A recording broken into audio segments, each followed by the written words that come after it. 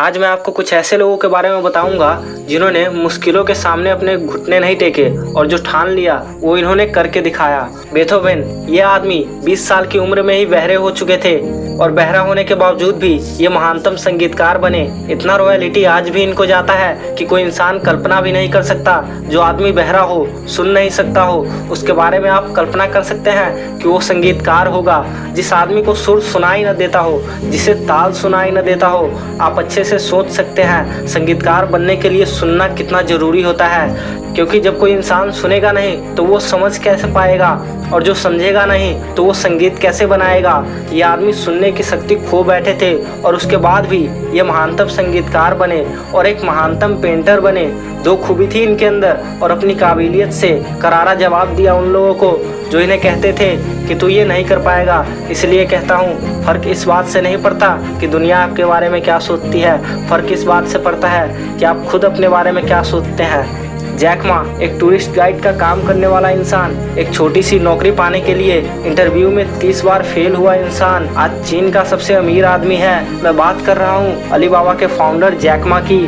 दोस्त, ये कोई किस्मत का खेल नहीं है, ये जुनून है कुछ कर गुजरने की। और कुछ ऐसा ही जुनून और पागलपन था महेंद्र सिंह धोनी के अंदर। अगर धोनी ने रिस्क ना लिया होता तो शायद टीम इंडिया के लिए खेलने का उनका सपना ही रह जाता। धोनी ने सरकारी नौकरी छोड़ने का फैसला किया था तो लोगों ने उन्हें पागल कहा था।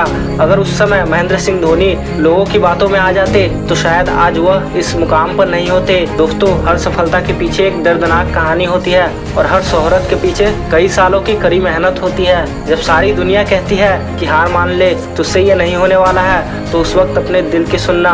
अंदर से आवाज आएगी, एक बार और कोशिश कर, तुझसे कामयाब इंसान कोई नहीं है। एक बात समझने वाली है, जब कोई दूसरा जमीन से आसमान तक का सफर कर सकता है तो तुम क्यों नहीं कर सकते। उठो, जागो, दौड़ो, दौड़ नहीं सकते तो चलो, लेकिन निरंतर आगे बढ़ते रहो। क्या खूब कहा है किसी ने, यूं ही नहीं मिलती राही को मंजिल, एक जुनून सा दिल में जगाना पड़ता है। जब पूछा चिड़िया से कि कैसे बना लेते हो आशियाना अपना, वो बोली भरनी पड़ती है बार बार उड़ान और तिनका तिनका उठाना पड़ता है। दशरथ माझी जैसे एक मामूली इंसान ने अपने आत्मविश्वास के दम पर मात्र छेनी और हथौड़े से पहाड़ को चीरकर रास्ता बना दिया।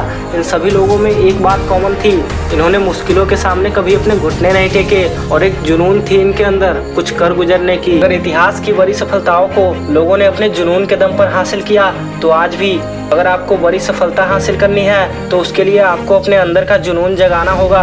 क्योंकि आपके अंदर का जुनून आपके अंदर के एनर्जी को एक दिशा में फोकस करता है और फिर आप उस काम पर ध्यान दे पाते हैं और फिर आपको उस काम के अलावा कुछ नहीं दिखाई देता। दोस्तों, प्रयास छोटा ही सही लेकिन लगातार होना चाहिए। जैसे बारिश की एक एक बूंद भले ही छोटी हो लेकिन उसका लगातार बरसना नदी का बहाव बना देता है। अपने सपनों को साकार करने के लिए इतनी शिद्दत से मेहनत करो कि जो आज तुम्हारे सपनों पर हंस रहे हैं वो कल तुमसे मिलने के सपने देखे।